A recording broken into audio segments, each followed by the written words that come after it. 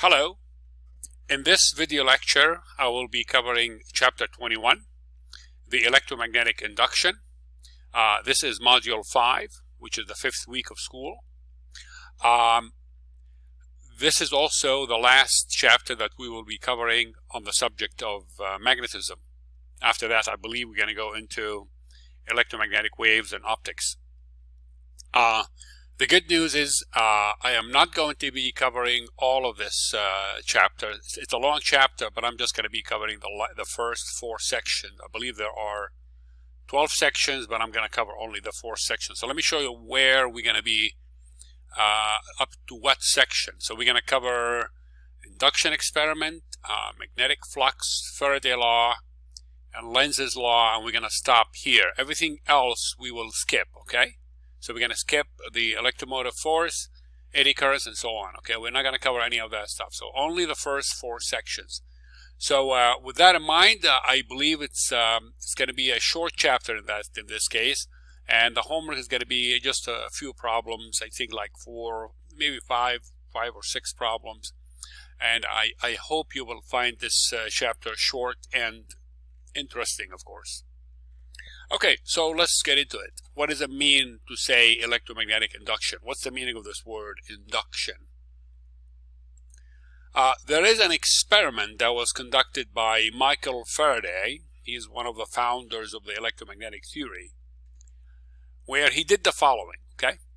Imagine you have a loop of wire. So this is a simple experiment.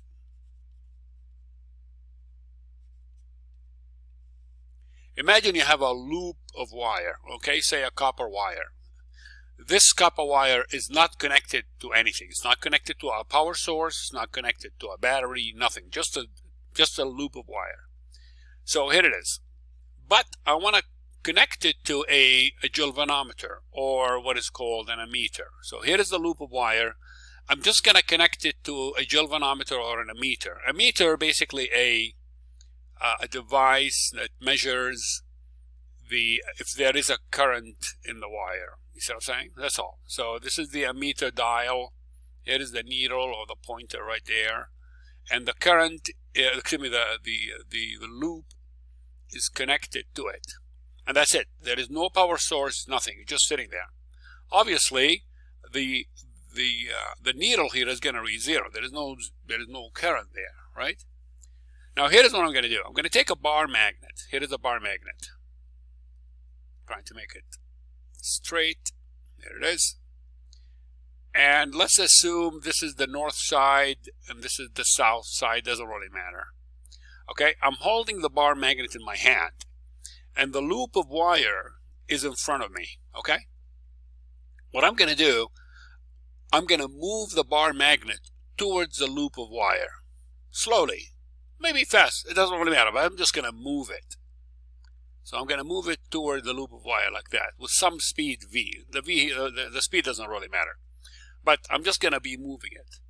What I will notice is that as I move it towards the loop of wire, the galvanometer or the ammeter here is going to deflect in one direction, say for example this direction, indicating that there is a current going through the loop, which is amazing. Or how could you have a current? There is no battery in there. However, when I stop the motion of the magnet, so I'm holding the magnet and I'm moving it towards it. As I move it, while the bar magnet is moving, I am seeing a deflection of the needle, indicating that there is a current going through the loop. When I stop moving the magnet, the current, excuse me, the needle goes back to 0. Okay. Now, the next step that I'm going to do is that I'm going to take the bar magnet, but this time I'm going to move it in the opposite direction, this way, away from it, okay? So we're not doing that anymore. So what's going to happen is that the needle is going to point in the opposite direction like this, indicating that there is a current, but now the current now is moving in the opposite direction. In other words, if I was moving it like this, the current is moving, say, clockwise. This is let's say it's moving counterclockwise. But when I move it in this direction, now it's moving clockwise, in the opposite direction.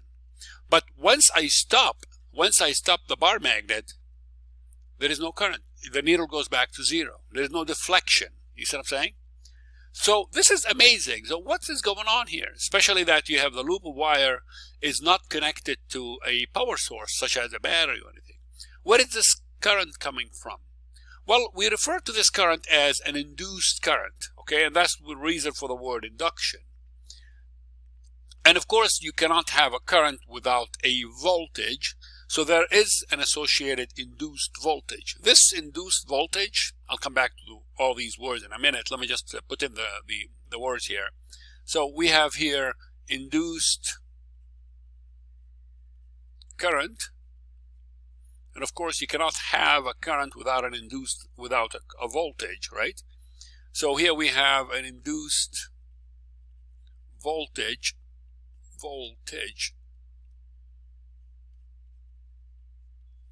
And we refer to this voltage as the EMF. Electromotive force. These are all terms. They go back to the 19th century, but the name kind of stuck until now. So when we say electromotive force, it's just a fancy term for the word voltage. You know, the big V, the voltage V. And so in this chapter, we refer to it as the EMF. Or there is another symbol to it. It's the cursive E. Okay? Not this E like this, because this one is the electric field. So it's a cursive E like that. So the cursive E means voltage as well. So here we have three terms here. We have the voltage, electromotive force, or we can say the EMF. Okay? So we have three terms: electromotive force, EMF, voltage, and we have two symbols for them. Either V. For this chapter, we use the cursive E, this E. Okay? So, and this is specifically for the induced voltage. Got it? Okay. So the question is, where did this voltage come from? Or where did this current come from? How is it possible that the needle here is deflected, indicating that there is a current? So I'm going to come back to all of that in a second. I want to talk about a new topic, and then I will come back and explain what's going on. Okay? And this new topic is called the flux. This is really what your book begins with, the first chapter, the flux. The word flux, I believe it's Latin, and it means flow in English, or flow rate. Okay? So something is flowing, it's flux. Okay? But we define it slightly different here in physics. There is electric flux, and there is magnetic flux, and there is also in fluid dynamics there is something called, fluid flux, like in say water flowing out of a hose. That's a flux. For example, here is a hose, say a garden hose. Here's the mouth of the hose, and let's say you're watering the grass. So the water is coming out of it like that, right? And it has a certain velocity. The water is coming out with a certain flow speed, right? And this is the cross-sectional area of the hose. Basically the area of the mouth of the hose. Okay, let's call it A. The area for area, and this is the velocity, V. Okay, so we define the flow rate, what is called flow rate.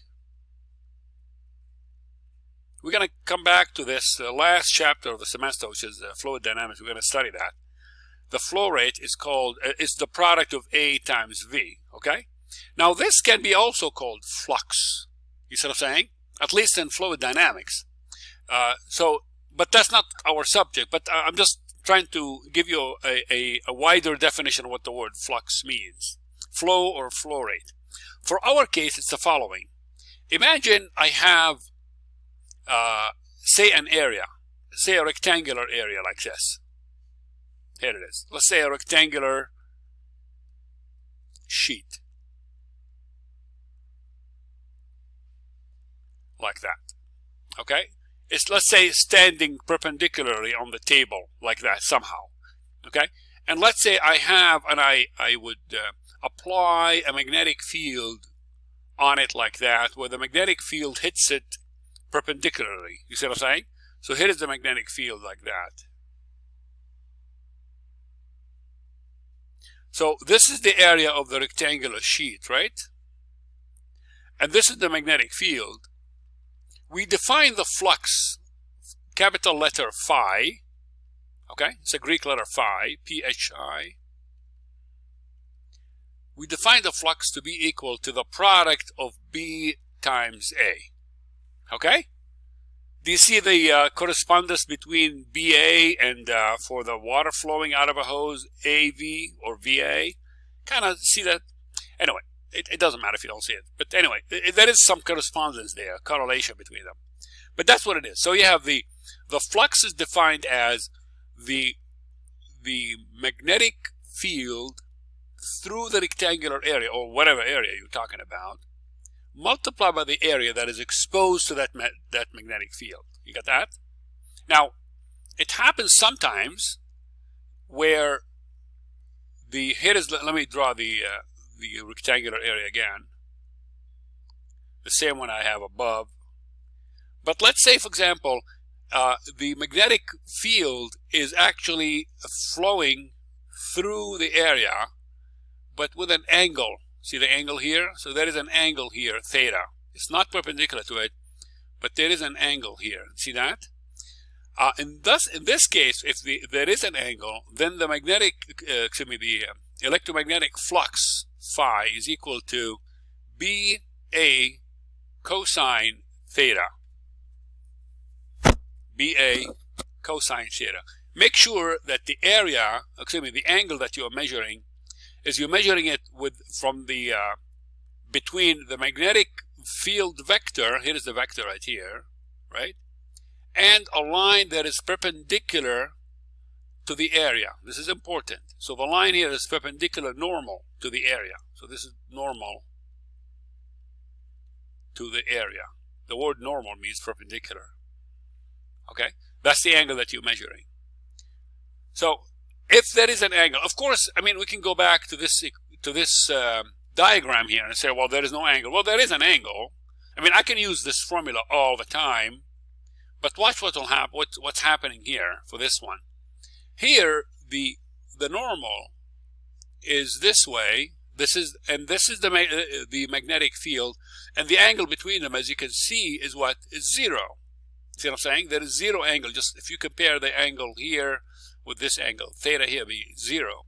So if I apply the same formula for this one here, it's going to be BA cosine 0, but as you know, cosine 0 is what? Is 1, so you end up with BA. You see what I'm saying? So the general formula is BA cosine theta. Got it? Okay. All right.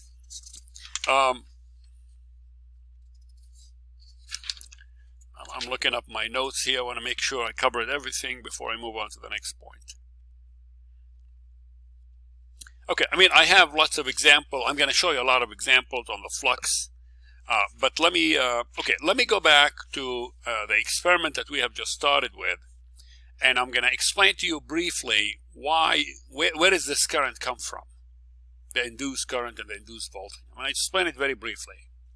All right, so what we said that here is a loop of wire, right? We are ignoring the ammeter. The ammeter is here somewhere, but we're ignoring it for now. Okay, so here is the bar magnet. This is the North Pole. This is the South Pole. As you know, the magnetic field goes from north to south.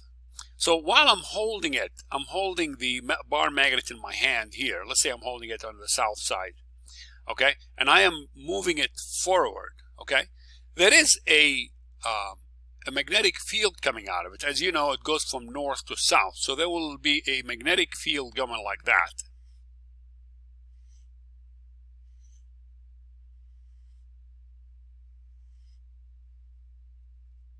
Of course, this magnetic field is going to loop back to the south. You see what I'm saying? I mean, here is how it.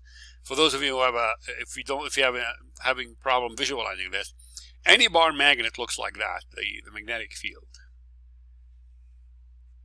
Let me draw just a couple more.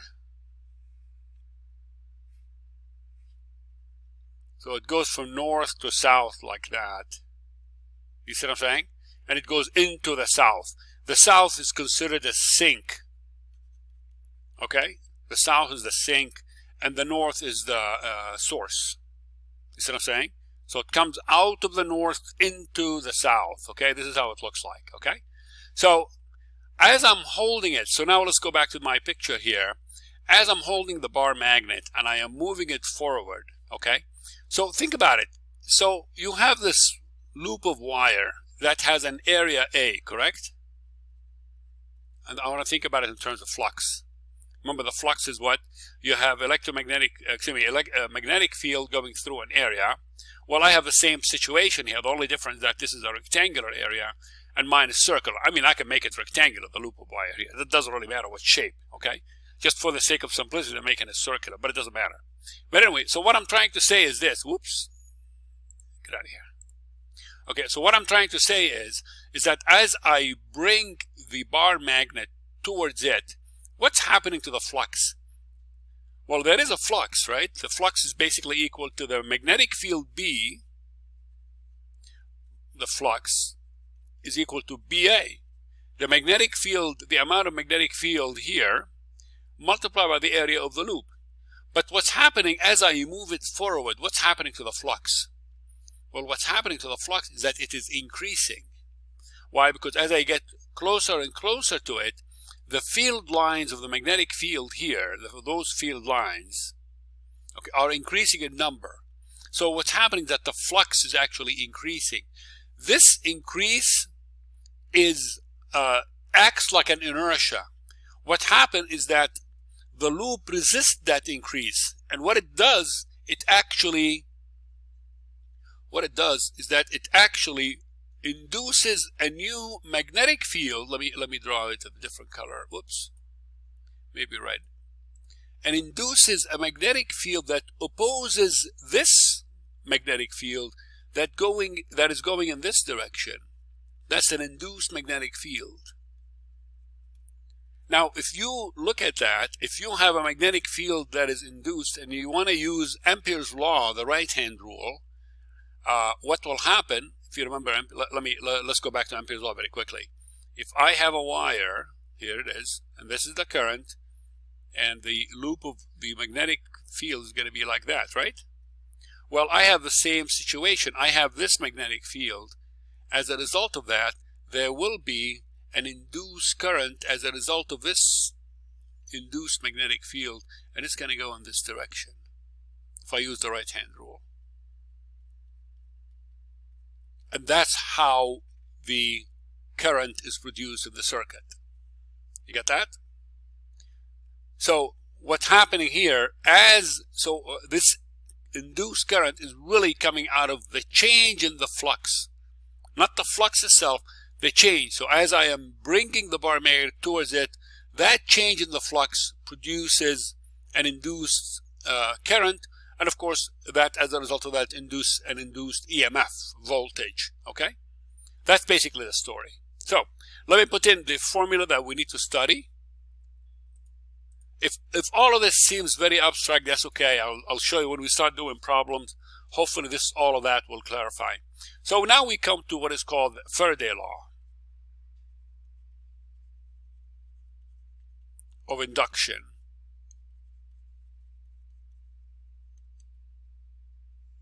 The Faraday Law of Induction basically says the induced EMF voltage in the circuit or the loop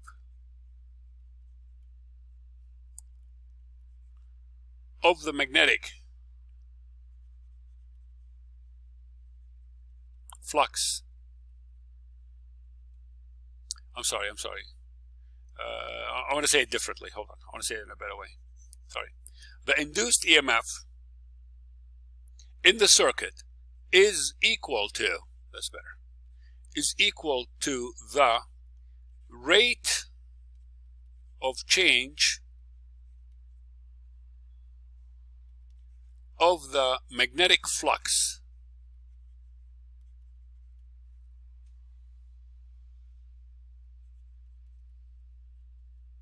through the circuit.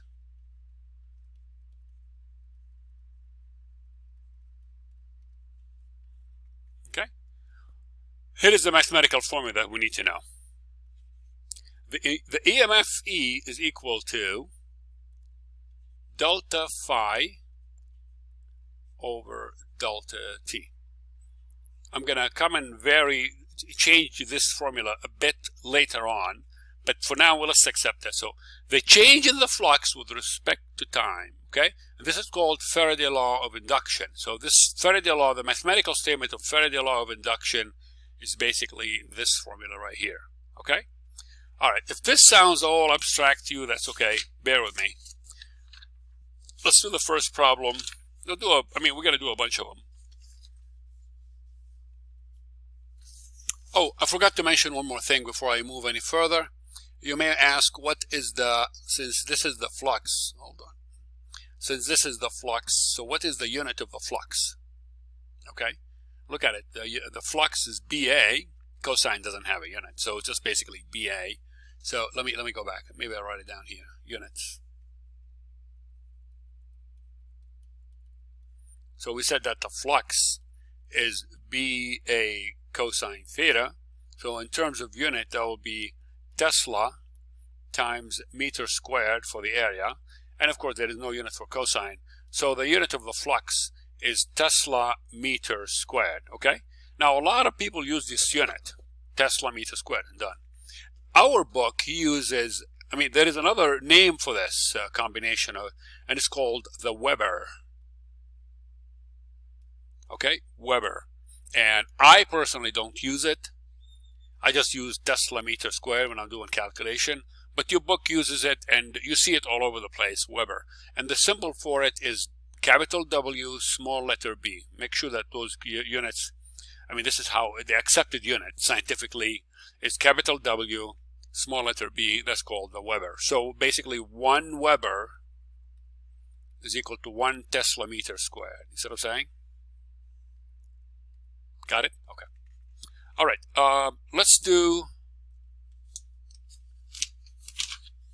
Let me give an example from my notes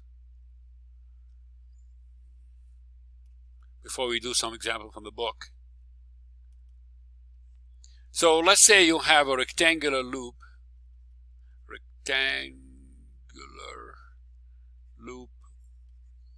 of wire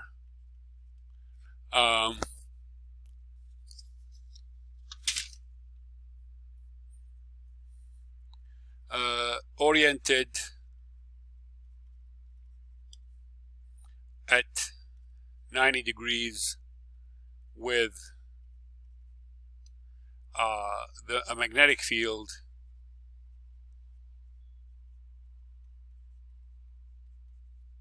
of, let's say, 1.5 Tesla. What is the flux? Okay, I have a rectangular loop of wire oriented at 90 degrees with a magnetic field of 1.5 Tesla. What is the flux? So let me show you a picture. So here is a rectangular loop of wire. Oh, I forgot to give you the dimensions. Here, let's go back here. I'm going to make up some dimensions. Let's say 2 by 4 centimeters squared. Okay, 2 by 4. So here it is. So here is a rectangular loop of wire. 2 by 4. Something like that. This is 2 centimeter. And this is 4 centimeter. And here is a magnetic field that is perpendicular to it like that. So that means the angle between them, what? 0, right? And this magnetic field is equal to 1.5 Tesla, right? And I want to know the flux. Well, first of all, I need to find the area. The area of the what? Of the rectangular loop. So the area here is equal to length times width. So that's just going to be 2 times 4 centimeters squared. So that makes it 8 centimeters squared. It have to be in meters, so that's 8 times 10 to the negative 4 meters squared, right? And there we go. Here's the area. To find the the magnetic flux, so phi equals BA cosine theta. Theta here, of course, is 0 degrees, right? The perpendicular. Here is the normal coming out of the area, and as you can see, this is the normal, and the angle between them is 0, as you can see. So in this case, cosine 0 is 1, so the flux is just BA, and that's equal to 1.5 times 8 times 10 to the negative 4, and I'm going to calculate that. Here's my calculator. 1.5 times 8, negative 4, answer, very tiny number, 0.0012 Webers, okay? Or, again, I am not crazy about the Weber, 0.0012 Tesla meter squared. See what I'm saying? There we go. Okay, simple. All right. Here's another one. Oh, example, okay, let's do something a little bit tougher. Example 21.2. Go to the book. That's on page 674.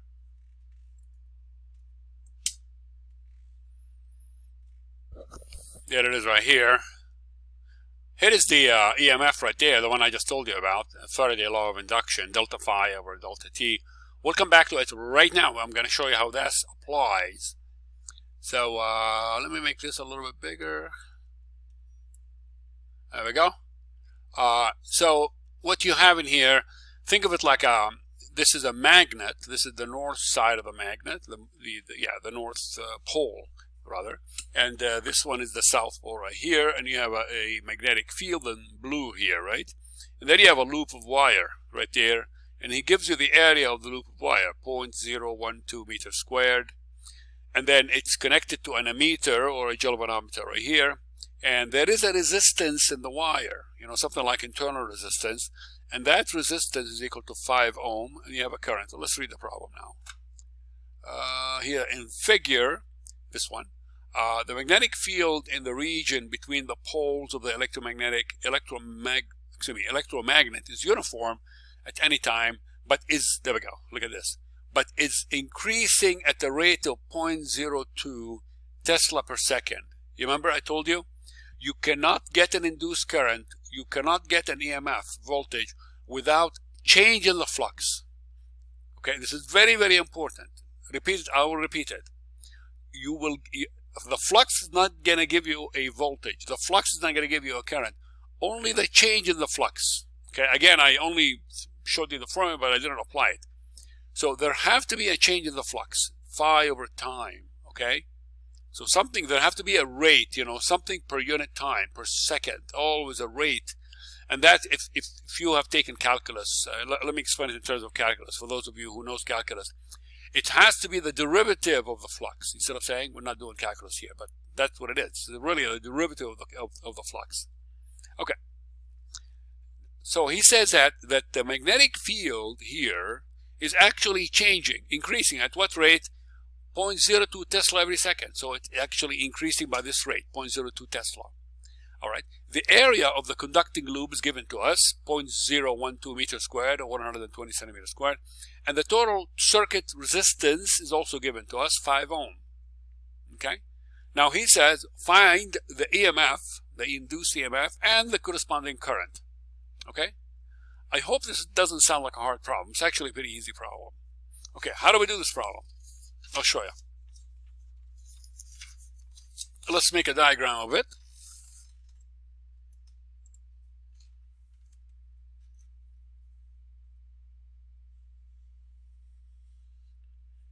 So, example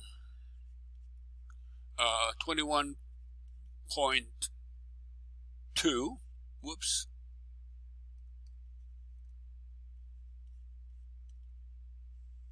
So what you have here is the south pole right here.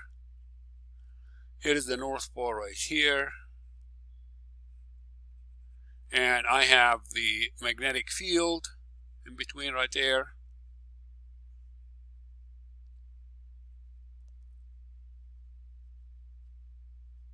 Okay. And then I have this loop of wire right there. Here it is. Okay. Looks like a fish. Make it a little bit thicker. and there is an ammeter here. Here is the ammeter, all right? And so these are the two terminals. So one of them is connected to here, one of them is connected there, but that's the loop of wire. And then we have a current going through it, the induced current, that is, okay, I, like that, okay? What's given to us, I'm copying all this data from the hard copy that I have in front of me. So the area is 120 centimeters squared, which is 0.012 meters squared. And then also the resistance is 5 ohm. And he says that there is a change in the magnetic field. Let me show you that change, how it looks like. Sorry. Noisy neighbors. Okay, so we have here, he said, between the poles, the electromagnetic is uniform at any time, but it's increasing at that's what I'm going to say. It's increasing at the rate of 0.02 Tesla per second. What is that? That's like a B over time. You see what I'm saying? So what's happening here is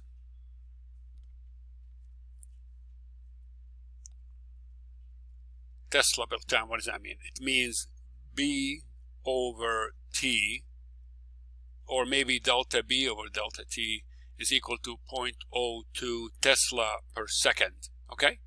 That's what he's saying. Now he wants the EMF, and he wants the induced current.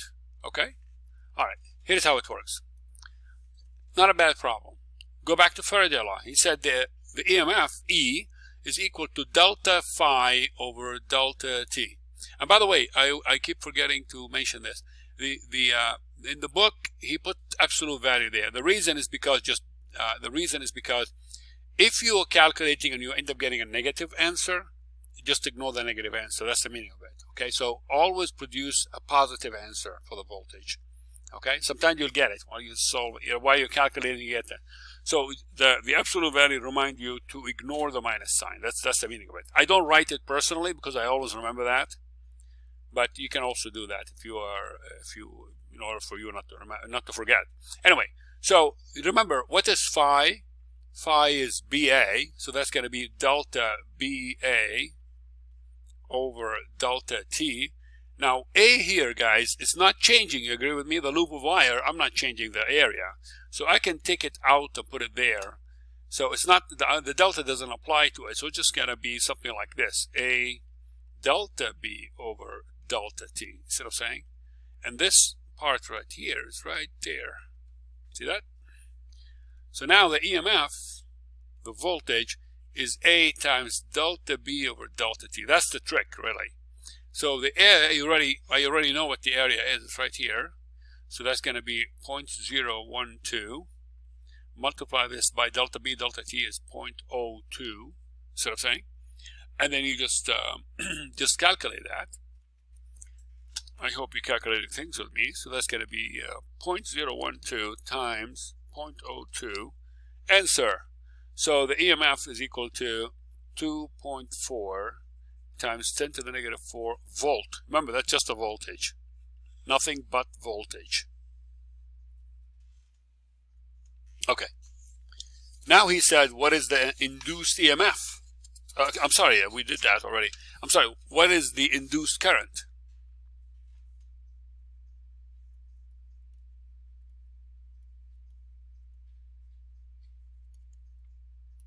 Well, how about Ohm's law? Remember Ohm's law? V equals IR. Remember that? Well, it applies here, except that we're going to write it this way. E equals IR. So therefore, the induced current is E over R. So that's 2.4 times 10 to the negative 4 over R is given to us as 5 ohm, remember? So I, in this case, is going to be divided this by 5. Answer 4.8 times 10 to the negative 5 amp, really tiny number, or 0.048 milliamp, if you will. There we go. So I got the induced EMF and the induced current. You got it? Okay. Here's another problem. Believe it or not, we're pretty much done with the chapter. It's that short. But here is another problem that I like from my notes as well. There it is. This one has a little twist to it. Okay. Remember I told you about Faraday Law, and I told you this is the most basic one, but there is some little details to it. Let's go back to Faraday Law first. We said that the induced EMF is equal to what? Is equal to delta phi over delta t with an absolute value there, right? Now, sometimes you are dealing with a loop that is not just one loop, but it's like say 200 loop, something like this. It looks something like that.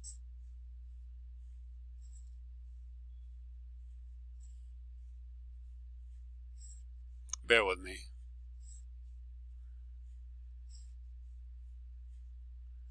And so on. You see what I'm saying?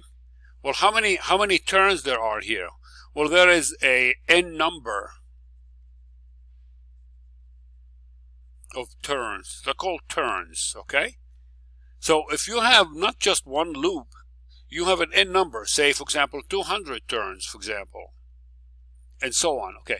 If you have in this case the new law, the new version of the law becomes E equals to n delta phi over delta t, like that. So you're going to multiply the number of turns. You got that? In other words, if I want to increase the voltage, all I need to do is to increase the number of turns. That's basically what is done in electricity in the industry. You have a transformer or something like that. You increase the number of turns to increase the voltage. Okay. Every one loop has one voltage, one unit of voltage, and then by increasing it, you get multiple units. You see what I'm saying? So this is something to make sure that you understand that. Now let's come to the example that I have.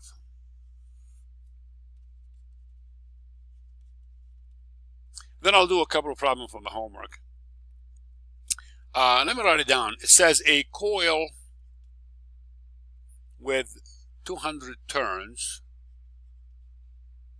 of wire wrapped on square frame. Okay. The frame is square. Remember, he said squared. Is 18 centimeter on the side, and all turns have the same area. Now the total resistance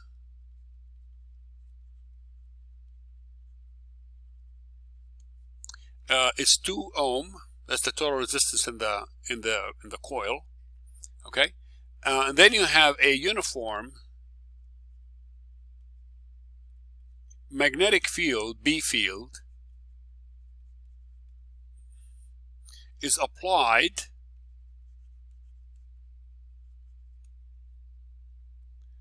perpendicularly, if I can pronounce this word, perpendicularly,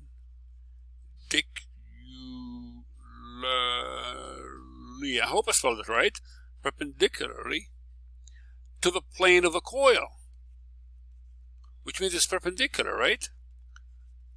Which means cosine, the angle here is 0, perpendicular to the plane of the plane of the what? Of the coil. If, that's the last sentence, if the field changes from, remember, there always be changes. If there is no change, there is nothing interesting. You have to change. So if the field changes from 0 to 0.5 Tesla in 0.8 second, do you see the change here? Asking the question, find the magnitude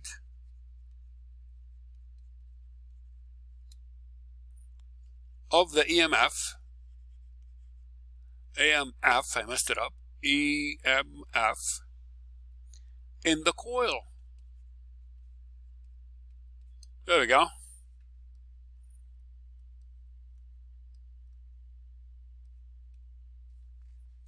Okay, you can pause the video and read the problem again. Let's read it together very quickly. So I have a coil with 200 turns of wire wrapped on a square frame, just like the one I did here, right there. Okay. The frame is 18 centimeter on the side. So each side here, 18 centimeter, 18 centimeter, 18 centimeter, 18 centimeter. The total resistance is 2 ohm. The reason he gives you the resistance because he wants to get the current. You see what I'm saying? And the current, of course, you want to use Ohm's law. That's the whole purpose behind the resistance. All right. And then we have a uniform magnetic field, something like that. Here it is. Maybe like this. Magnetic field B is applied to the area, is applied perpendicularly to the plane of the coil if the field changes. There we go. So we have a change in the field from what? From 0 to half Tesla in 0.8 seconds. He wants the EMF. Okay, well, let's see. All we need to do is apply Faraday law. Said the EMF is equal to N delta phi over delta T. So in this case, N, remember, phi is what? Phi is BA, right? BA. Now you agree with me, A is not changing at all for the coil. So I can just take it out of behind the delta. So it looks something like that. See, if I'm going to write it, delta phi here will be delta BA, like that, over delta T. But I can take this A, because it has nothing, it's a constant. I can take it out and put it right here. Okay, that's the trick. So it's a trick. It's a good trick to remember. So NA and then delta B over delta T. Now look at this. So if I would, well, before I plug it in, watch. So I have NA and then delta T. What is? Excuse me, delta B. What does that mean? It means B final minus B initial over delta T. And that's really what we have. Look at that. He said it changes from 0 to 0.5 in 0.8 second. So this is B final, 0.5, and this is B initial, 0. So 0.5 minus 0 over 0.8. Do you see that? I hope it's easy for you. And then, of course, the number of turns he said is, what is it, 200, I think? 200. So we have, whoops. So we have 200 times the area. Did he give us the area? I hope he did. Oh, yeah. I forgot. We need to calculate that. Sorry. Let's calculate the area. He said each side is, what is it? 18 centimeter, right? There we go. Look. Right there. So in this case, the area, it's a square. So the area would be what? 18 times 18 centimeter squared. And then you multiply that to convert it to meter squared. So 18 times 18 equals 324 centimeters squared. And now multiply this by 10 to the negative 4, right? Times negative 4 to become the meter squared. So the answer would be 0.0324 meters squared, okay? So now the area is that, 0.0324 times, oops, I don't have space here.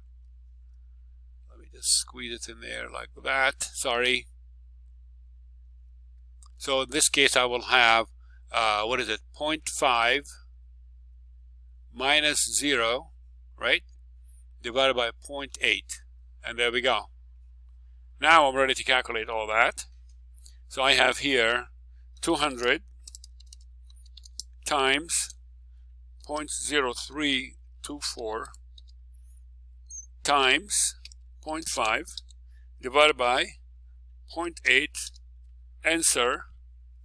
So the EMF is 4.05 volt. There we go. I have generated this much voltage from this coil. You got that? All right. Now the next step, he said, what is the induced EMF? Did he ask this question? He did not, did he? No, but let's assume that's why he gives me that. Let's say, what is the induced EMF? Well, I'm sorry, I keep saying induced EMF. The induced current. What is the induced current? Well, as we know, is Ohm's law, E equals IR. So therefore, the induced current is equal to E over R. And that will be 4.05 divided by the resistance is equal to 2, I think. Right here, 2 ohm, right? So that will be 2. So 4.5 divided by 2. Answer. So the induced current is equal to roughly 2 amp. There we go. Okay? I hope it's easy. Okay, good. One more problem from the book, the example that is, and then we'll do a couple of problems from the homework. And the problem that I want to do is example 21.4. A little bit different. 21.4.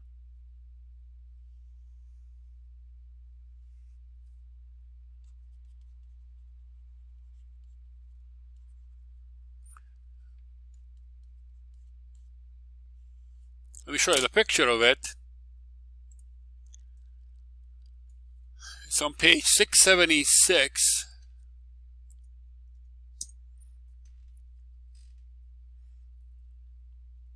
Here it is right here.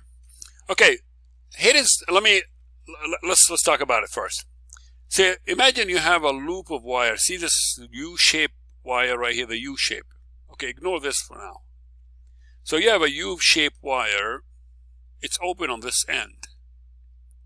And then you have another wire separate from it that could slide on top of it, okay? Right here. And then you apply a magnetic field, as you can see, across it. That makes it into the page. And so you're looking at this area right here. And then what you do, you slide this bar to the right slowly like that. So what's happening here is that you are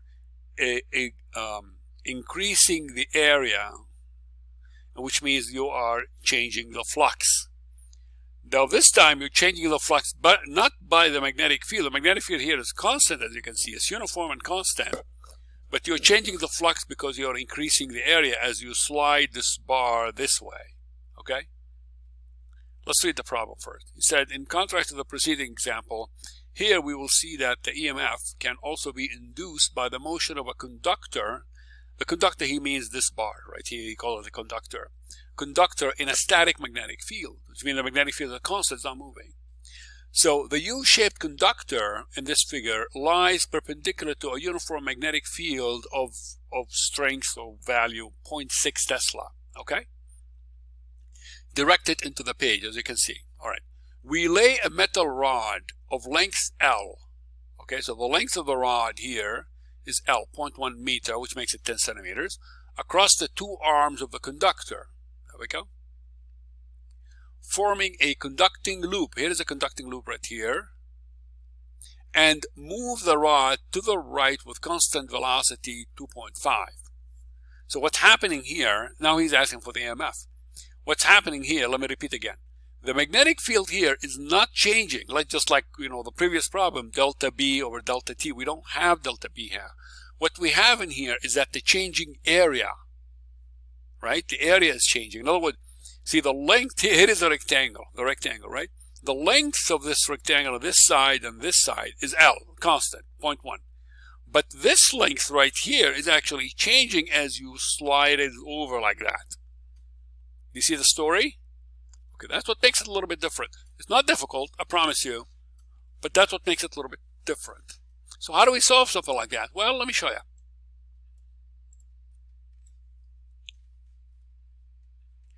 So here is the U-shaped wire. It looks something like that.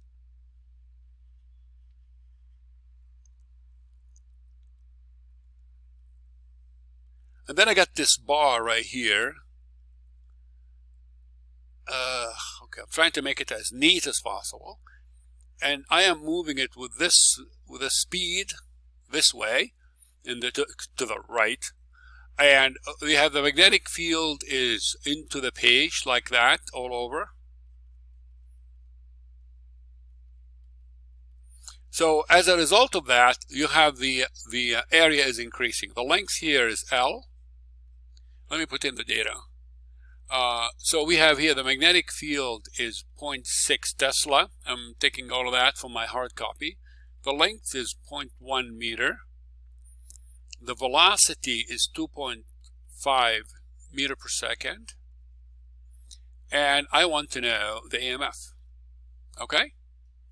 How do we do it? Well, we begin with, again, we have only one loop, as you can see, so I don't need the n in the Faraday law. You know what I mean? N, the big N, the number of turns. There's only one turn, so I don't need that.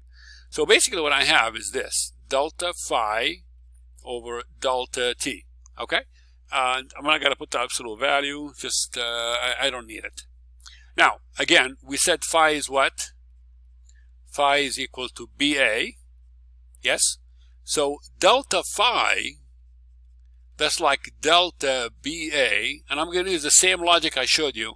Since B here is a constant, I don't need it within that delta, so I can just put it on the other side here, okay?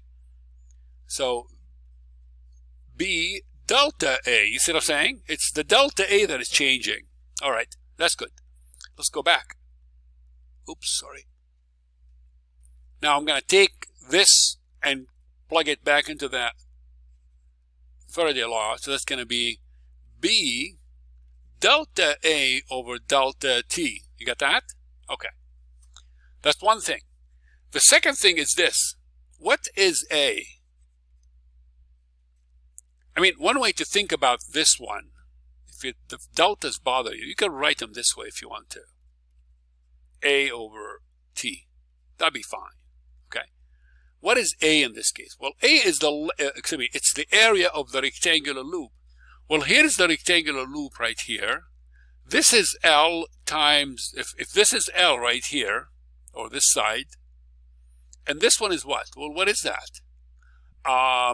Shall we call it X? Let's call it X for now. Okay, I want to call it X, because I don't know what it is. And it's changing all the time. You agree with me? So this side right here, let's call it X. And this side is L, correct? So, and I don't know X at all. I mean, it's not given to me at all. But I know L. So A here really is L times X. Okay. L is a number. It's given to me right there, 0.1. So what is X here? Well, look at that. He said that it is moving with a velocity v. So how X and v are related? You remember that X is equal to vt, right?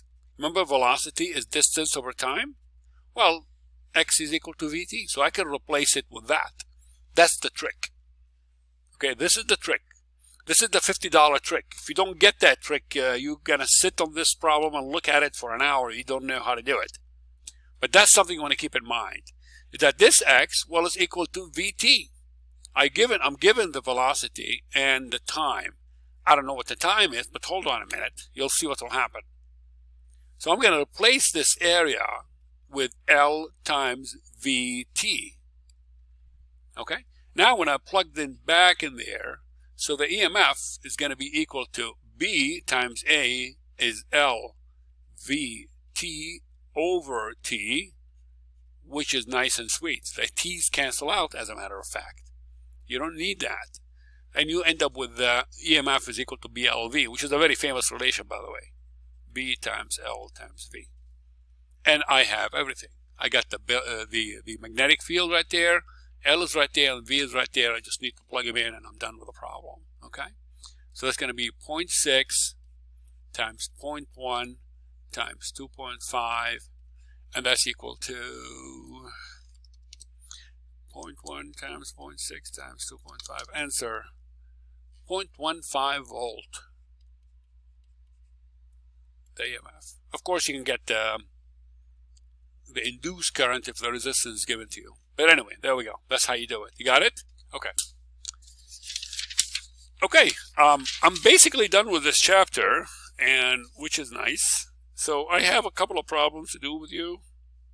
Let me do number 10, maybe number 9 and 10, and that should do it. The homework, honestly, all of them, I hope they're going to be easy. You should be able to do them in, shall we say 5 minutes? I don't know. They're not difficult at all. I intentionally wanted to make them easy because I don't think you need to know all these topics in this chapter. It's an important topic for engineers, but not for students in biology, nursing, medicine. You know, most of you guys are in those fields. All right, let's do problem number 10 and probably 9. They're both, like I said, they're both not bad at all. We're in chapter 21. Oh, I'm already here. That was dumb. Sorry. Let me go to the. I'll just get the page number. It's a long chapter, actually. It goes pages and pages. Okay, it's on page 700.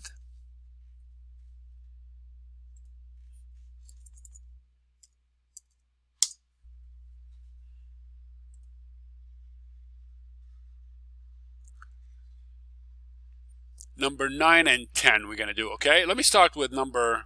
Hey, let's do number 9. How about that? Let's do 9 and then we'll do 10. Okay. So it says here, you see this circuit right there, okay? We have the A here is an ammeter, so it just measures the amount of current. We have a resistor, and you get the rectangular loop here, 60 by 30. All right, he says a 30 by 60 rectangular circuit containing a 15 ohm resistor is perpendicular to a uniform magnetic field that starts out, see the language?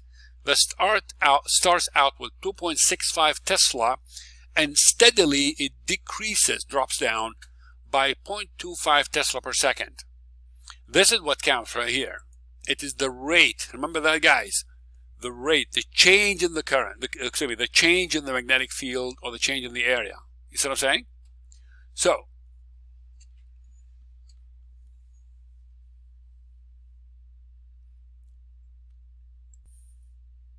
okay, so what's important is the 0.25. This one, I'm not sure if it's important. We don't need it, really. But anyway, we'll see. While this field is changing, what does the ammeter read? Well, remember, ammeter reads what? Current. So basically, he's asking for the current. You see what I'm saying? All right, so let's draw the picture.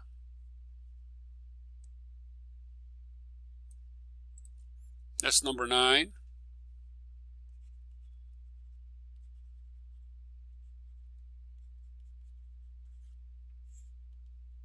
So what I have, here is the rectangle. Here is the resistor. Here is the ammeter. Again, the ammeter is nothing but a device, galvanometer, that reads the current. And this is the magnetic field this way. And then what's happening that this magnetic field changes. In other words, delta B over delta T, that's what he says. See? Let's go back. Just read it from the unit. This is how I know it's delta B over delta T. I read it from the unit itself. See, T over T, Tesla per second, which means B over T. So 0.25. So 0.25 Tesla per second. This is what I want, okay? And with this in mind, what is the EMF? Well, EMF is delta phi over delta T. So that's delta BA over delta T. I've done that several times by now. The A kicks out because it's not changing, so it becomes delta B over delta T. Well, guess what? Here it is. Delta B over delta T is right there. And you're basically done with this problem, with this part. So in this case, it becomes A. Oh, sorry, this is, what is that? 60 centimeter by 30 centimeter. So let me do it on the side. I always forget to calculate the area. So it's going to be 60 times 30, right? So that's 1,800 centimeters squared. So we're going to multiply this 1,800 times 1 times 10 to the negative 4. And that will be 0.18. 1, 2, 3, 4. Yeah, 0.18. Oops. Meter squared. There we go, that's the area, right?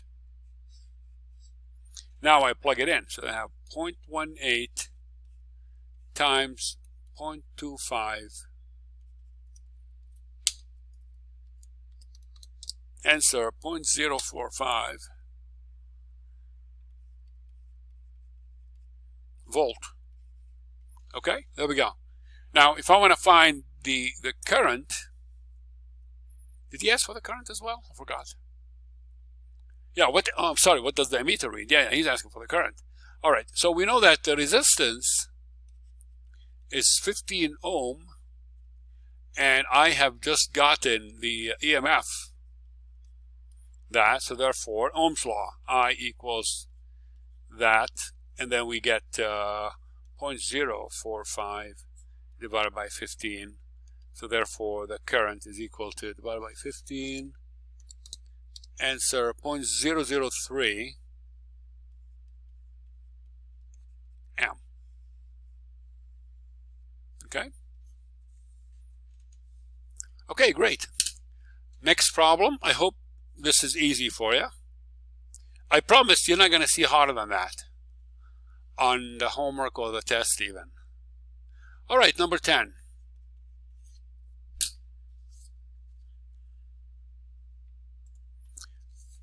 The number 10 requires you to see the picture, which is next page. So I'm going to show you the picture, pause the video, draw it, and then I'm going to come back. Here is the picture right here, guys. Right here. Okay?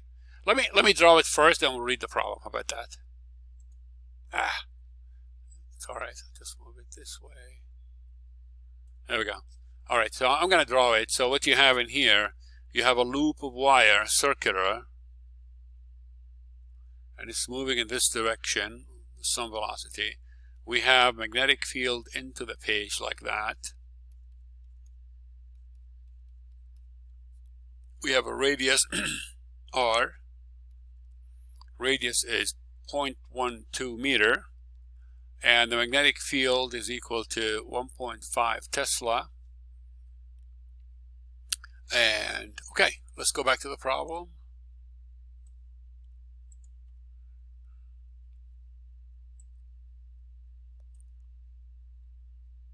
Right here,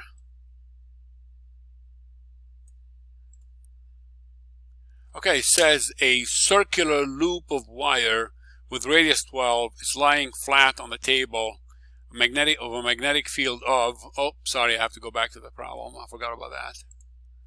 All right, 1.5 Tesla directed vertically downward. Okay, so we get this crosses, which is into the page. Okay, A.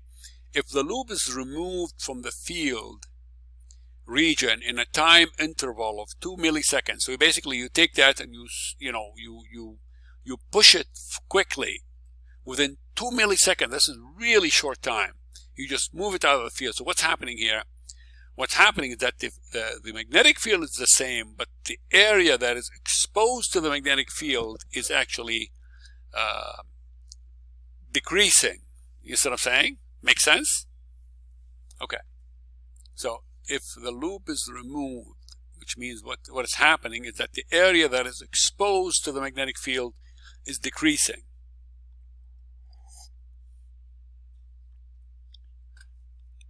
He said find the average EMF that will be induced in the wire. So he wants to know the corresponding voltage from the decrease of the area, okay, in that time.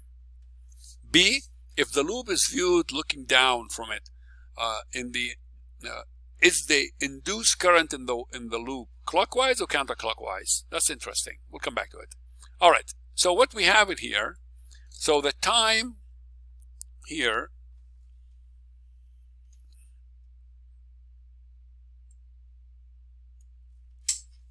so we have here the time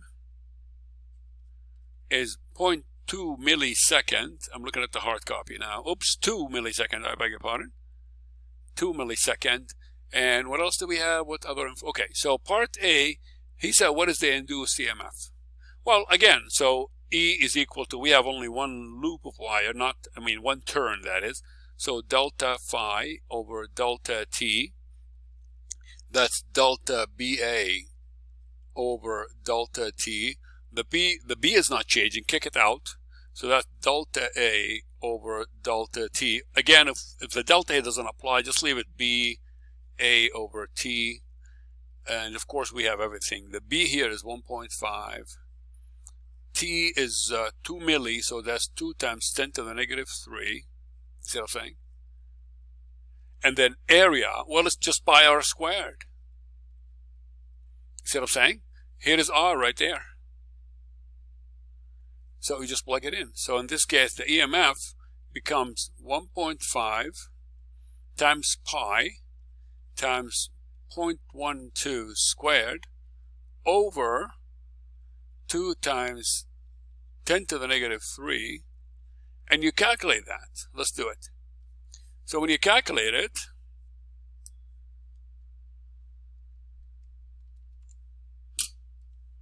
so that's going to be, I got 34 volt.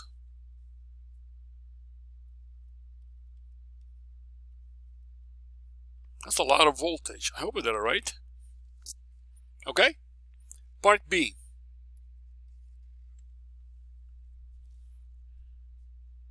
He said, if the loop is viewed looking down, so basically as you see it right now, what is the direction of the current? We can calculate the current. Well, we're not given the resistance. Sorry, we can't. But he said, what is the direction of the current? Well, let's see. See, always you want to use Ampere's law, the right-hand rule for Ampere's law. And, of course, because you are moving the loop of wire upward, and then the magnetic field is into the page, as you can see. So what will happen, there will be an induced magnetic field out of the page, like this. Let's go back to the picture. I'm going to do a different color. How about pink? So as you move the loop of wire in this direction, this way, so what's going to happen is that there will be an induced current out of the page, excuse me, an induced magnetic field, I beg your pardon, an induced magnetic field out of the page, not into the opposite of always whatever you have. It's going to be like that. That's the induced magnetic field. Oh, so now if I use my right hand by putting my thumb right along the wire, so my thumb is going to come out on this side, and therefore the current is going to be in this. It's almost in the direction of my thumb. So the direction of the induced current is going to be in this direction, which is counterclockwise, CCW. Let me go back to the question again. He said, if the loop is viewed looking down on it from above, is the induced current in the loop clockwise or counterclockwise? It's got to be counterclockwise according to this analysis that I've just told you. So basically, let me just write a little note on this. So we can say that current will attempt to maintain an upward magnetic field, that induced magnetic field, in the loop, and therefore, according to the right-hand rule,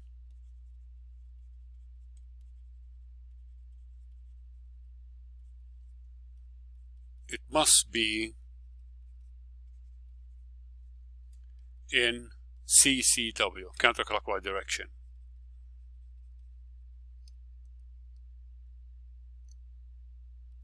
Okay? Okay. I think this is it. Please let me know if you have any questions, and have a good week. Bye-bye.